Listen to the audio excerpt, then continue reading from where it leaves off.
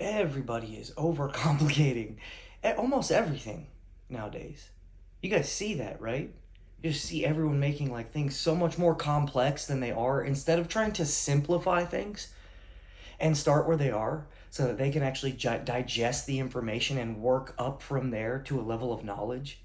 Everybody wants to fucking go over here and act like they're an expert and act like it's overcomplicated. That way they're off the hook because it's so fucking complex that they just don't understand. Let me explain to you how easy it is to move from being a fucking drifter who has no intention in their life and is just lost as fuck into the actual actionable phase of becoming like the person that you're supposed to be. It's fairly simple. Step one is commitment. That's in everything. That's in everything. It doesn't matter what facet you're talking about. And that's why every religion talks about that. Every self-help group you get in AA, the first step is like admitting. Commitment means admitting something. I want to highlight on that for a second. Commitment, the reason most of you guys won't commit is because you're not willing to admit. You're not willing to admit, man, I'm not doing this great. I'm not handling it great. My level of fucking knowledge is low. My level of habits is low. I haven't dedicated to as many things as I thought I would when I was a kid. You guys have a hard time admitting that. When you won't admit that, nothing will work for you. You are going to stay lost because you're going to keep saying, nah, I think everything's going fine and I think I got it. And that's why every faith-based religion is giving up control to a higher power. Because what that signifies, honestly, in the more like tangible, the more like pragmatic sense is admitting that you don't really got it. You don't really have everything figured out. That's where accountability comes in. That's why I always talk about accountability. Accountability starts when you go, I don't got it and I'm flawed. And so I need to take the approach that I don't got as much as I think I got. I'm going to learn daily. And then when I fuck up, if I backslide or if I make mistakes, I'm going to let myself off the hook, but only after I take accountability that the thing that I did was wrong. So step one is commitment. That's why we always talk about the infinite game paradigm shift. Just commit to playing the game of your life forever. That's the best commitment you could ever make. I'm going to become the best version of me. That's very simple, guys. The middle part of coming up with plans and stuff can get complex. That's where nuance is involved. That's why I always say everyone's journey is not going to look the same. That's why there's not just like 6 steps of like, oh yeah, like this is just what you do and then your life is amazing. Do you guys understand that the simplified stuff, those are universal? The complicated is the nuance. That's why I always say you're not special, but you're unique. You are unique. The stuff in the middle, the fluff, all the like cool little, accompaniments, those will be unique to you. The simple stuff, like I'm saying now, a commitment, that applies to everyone. You're not above that. You need to minimize your ego and understand that. You can push your sense of self back in, like I said, in the nuance. Once you have the framework figured out, you get to paint. You get to figure out what exercise plan is going to be yours. You get to figure out what diet plan is going to be yours, what foods you like and don't like. You don't have to eat what people tell you to eat if you don't fucking enjoy it. You can pick something that's similar, has a similar macro build, but is something that you enjoy more. You can switch it up. You can eat the same. It doesn't really matter. All that stuff is nuance. That's where you get to come in. Step one is commitment. Commitment means admitting, man, I'm not really where I want to be. That's why getting sober is, I'm no longer in control. I can't control this thing. That's step one. That's commitment through admitting that you don't have it. And then you will take all the actions. That's the commitment. I'm ready to dive in. Step two is a plan. Step two is a plan. When we talk about a plan, we do vision construction, purpose generation. A vision construction of what are you being drawn and called to? What do you enjoy? What are the things you've always wanted to do? And a lot of times that goes back just thinking about when you were younger. Because realistically, a lot of us knew what we wanted to be and a bunch of shit got in the way and we decided we wouldn't do it because we made concessions. That's not going to work. So step two is a plan, a vision construction, and a purpose generation, right? That's a plan. Part of that plan, you could almost say maybe before the plan is step two is maybe Acknowledging limiting beliefs so that you could get rid of them. Commitment, acknowledge your limiting beliefs that have made it to where you haven't made a commitment before. You've given up on a bunch of things that you wanted because you think they're not possible. And the reason you think they're not possible is because you've never done them. And you had a fucking terrible track record of quitting so many times that you've never gotten to the success part. You've just only hit valley of despair on the emotional cycle of change. So you could look at those as the kind of the same thing. Commitment and admitting limiting beliefs. That's led to your lack of commitment before. And maybe that could be step one for you. Step two is a plan, like I said. Vision, construction, purpose, generation. Vision construction means where do you want to go? Start with the end in mind, as Stephen Covey says it. That's habit two. Think about what you want your life to look like. And you need to really clarify that. You need to really think specifically. And a lot of you have no fucking clue. And then you're wondering why you don't go anywhere. Because you have no goddamn map. So you don't know where you're walking. So you're just walking and it's aimless and it has no direction, no purpose. That's where you guys get stuck in the pleasure-seeking cycle. Because it's much easier at that point to look for instant gratification that will keep you going. Because you don't even understand what long-term gratification is. You don't know where you're walking. So why would you wait for a destination that you haven't fucking even mapped out yet? That's step two. After you've made that plan, that vision construction, this is where I want to go. Then you have your inspired action plan. That's simple. That's how do I get there? That's where a coach is amazing. That's where a business coach is amazing. That's where a personal coach is fucking amazing. That's where a fitness coach is amazing. Because once you've made up, this is what I want to look like. This is the gains that I want to do. These are the things I want to excel in. I want to get better. I want to lift things that are heavy. I want to run far. Then when you get a coach, they can go, oh, I've taught people how to run far before. Here's a plan I'm going to start you on that is already tried and true. It's worked for fucking 500 people that I've coached before.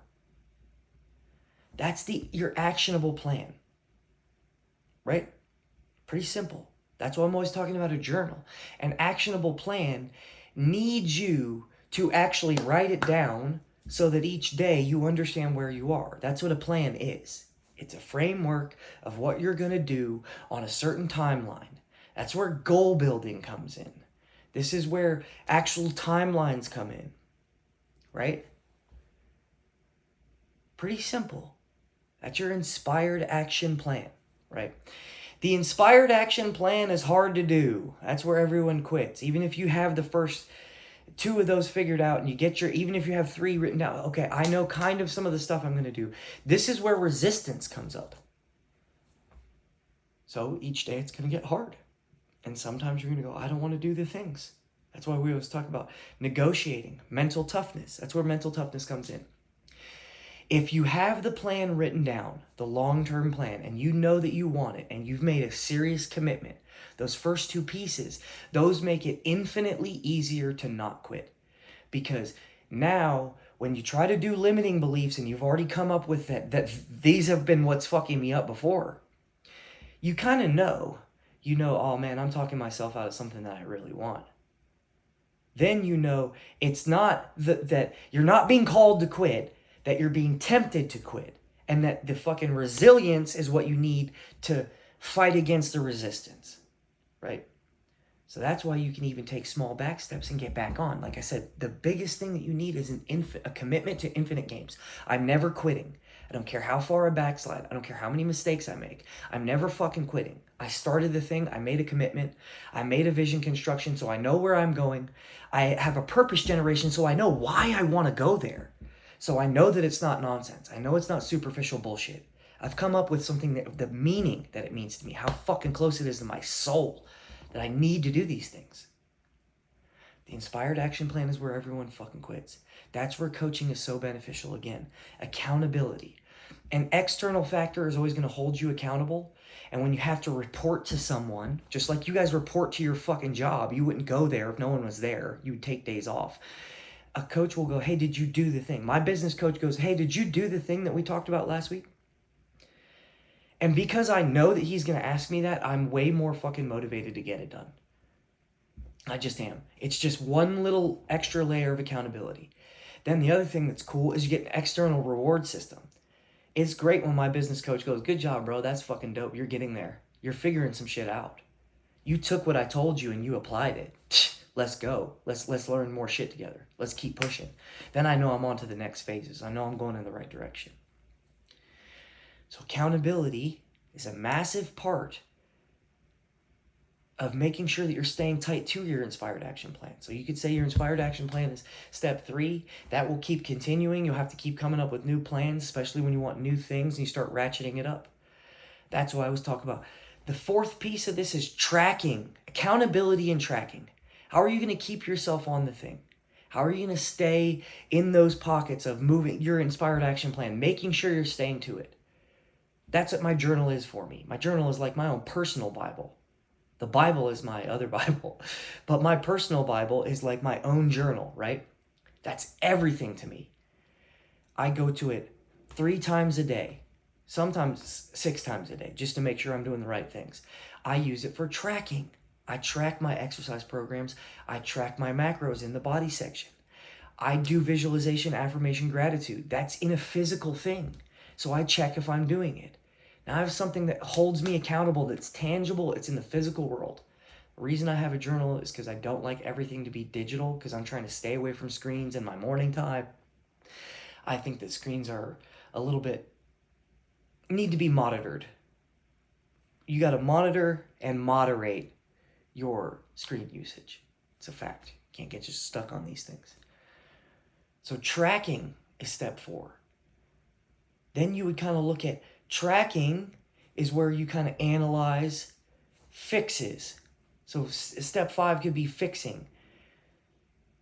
You're going to look at how you're tracking that week. At the end of the week, when you do a wrap up, you go, oh man, I'm not doing the best on this, this, and this. Then you come up with a plan to fix. That goes back into your inspired action plan. It's as simple as that. Then you just kind of keep using these steps over and over. Something that's interesting. Once you do those 5 things and you start getting, those are called habits, everyone. All we talk about is habits, because to get anywhere you want, you have to do the things daily. Consistency is why the tracking is there, because you're trying to keep yourself consistent. And the way you stay consistent is to keep tracking and to stay persistent. Right? Then you're kind of just going to use that on repeat.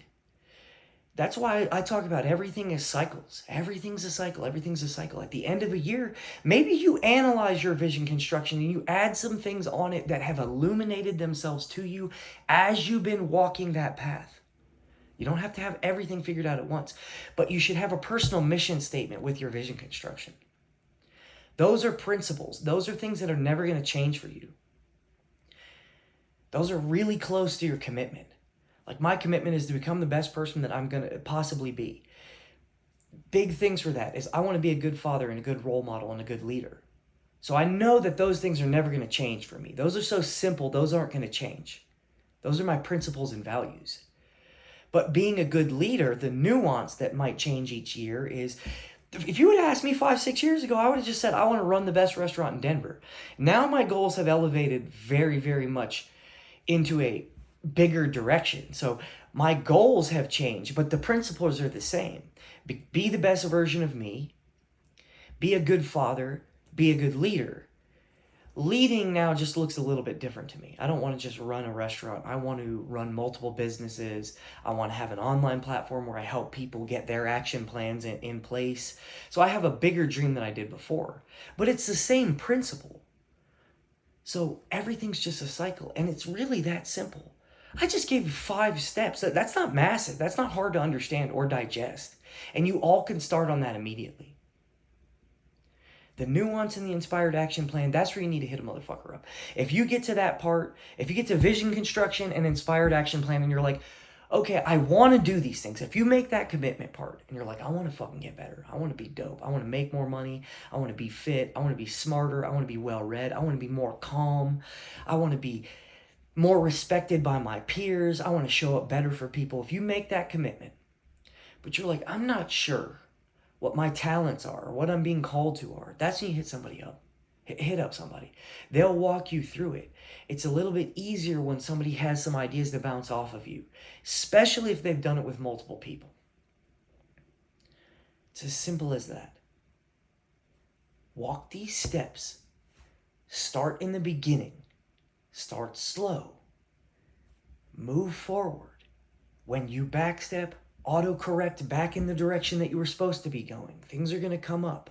It's going to get hard. This is where everyone quits and fails.